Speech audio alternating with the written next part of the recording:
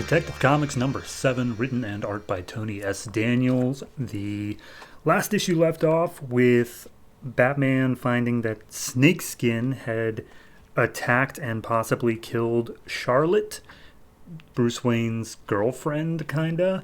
And then they drop them into some weird ice pit thing. Sure. So this issue opens up with Jill, Charlotte's sister, with the eye patch and is all evil and stuff, beating up Snakeskin because he killed her sister. And he basically is like, hey, baby, I understand you're angry. I get that, but you know it had to happen eventually. And she's like, well, that's up to me. I should be able to decide that. And he's like, all right, so are we cool? And she just goes, yeah. And then they continue on with their plan, their very secretive plan. So then we cut back to, I guess the ice pit was the ice generator, which, sure, yeah, I guess you need an ice generator in a giant iceberg lounge. And so Batman and Charlotte are in there. And they are dangling by a wire. And Batman calls Alfred saying how he needs the bat sub sent to his location immediately. And Alfred's like, are you sure you're still inside? And he's like, do it. And as he's about to drop, the bat sub comes in and just explodes through the wall. And they're able to get out. So Batman then tells Alfred to put Charlotte on ice because she's still alive and they can save her.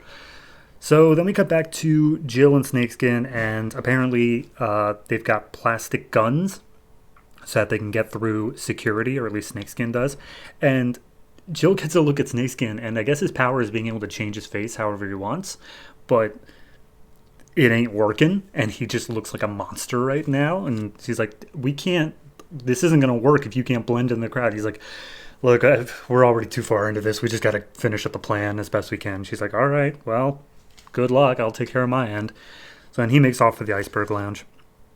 We see Penguin overlooking the crowds of people and seeing all the villains around him who have invested their money to be safe with Penguin. And they heard the explosion of Batman crashing into Subban, and they're like, excuse me, was that an explosion? He's like, nah, we're fine.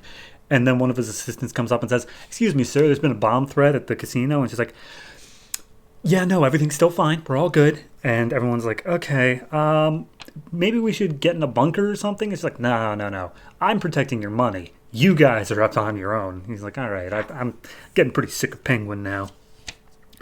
So then we cut back to Batman on the boat. He's managed to get Charlotte out of, intensive care. She's stable. And apparently he's the one who called the bomb threat at the Iceberg Lounge to get the police here as fast as humanly possible. But then he goes back in and he starts reminiscing, of course, here's what all of this must mean.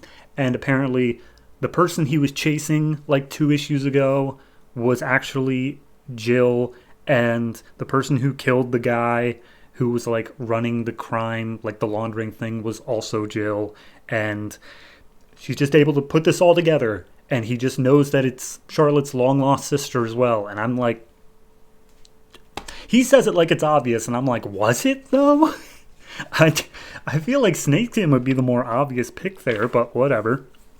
So we see Jill has made her way down into the vaults, and she is using some weird cybernetic something or another to get in.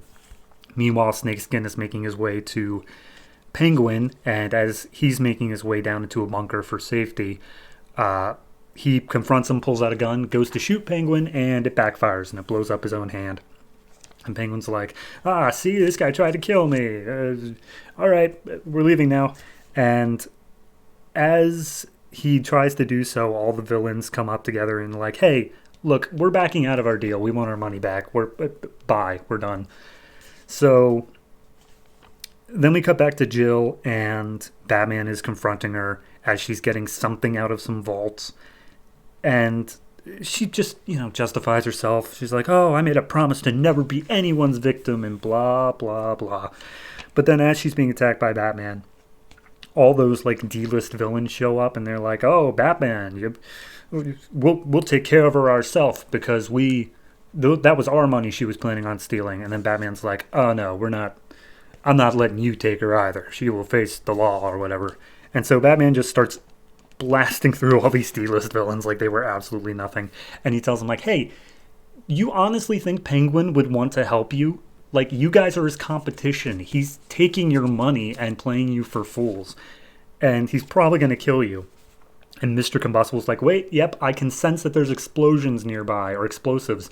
And Batman's like, yeah, no, he's probably going to kill you. And then the explosives go off in the vault. So then we see Jill, who got away during the fight, goes and talks to Penguin. And apparently it was all part of their plan. Everything that's happened, they had this double-cross thing where she would help him take out all of those D-list villains and get their money. And in return, she would make it look like he was just an innocent bystander in the whole thing because Snakeskin was going to kill him as well. But all Jill wants in return is for her father and Charlotte's father, Mayor Haiti, to get a sizable contribution to his campaign to be mayor again.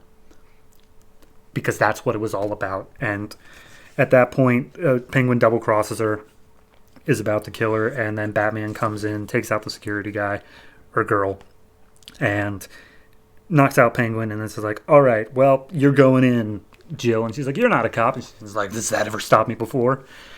And then we get one last epilogue page of Jill talking to Mr. Mosaic from like 3 issues ago, saying like, hey, I'm sorry for stealing your money, but you understand it's just business. Can you talk to my dad and get me a good lawyer? And he's like, oh yeah, don't worry about it. We got the best lawyer the money could buy. And this guy walks in named George Weaver, but he's like, I'm actually not a lawyer. In fact, I'm Snakeskin, and I'm here to kill you. And that's where it leaves off. What? Like, Batman kept saying things in here of like, of course, it's so obvious. It had to be Jill, the long-lost sister, and of course it was for Mayor Haiti's campaign. Like, this is so obvious. Was it? Like, was it, though? I feel like you were playing it a totally different way, and then in this last issue you're like, oh, but we swerved it, and it's fine to do a swerve. I'm okay with that. But the fact that you have Batman being like, of course, it's so obvious. No. What? Also, we finally got payoff on the like security guard woman from 2 issues ago that like the issue ended on as if it was a cliffhanger, and all she does is just come up and say, hey Penguin, there's been a bomb threat, and then hey Penguin, we see Jill down by the vaults, and then hey Penguin, I'm gonna shoot Charlotte for you, or Jill for you. That's all she does. Like she doesn't even like put up a fight. Batman comes in with a drop kick and just takes her out in one panel. I don't understand why that was such a thing.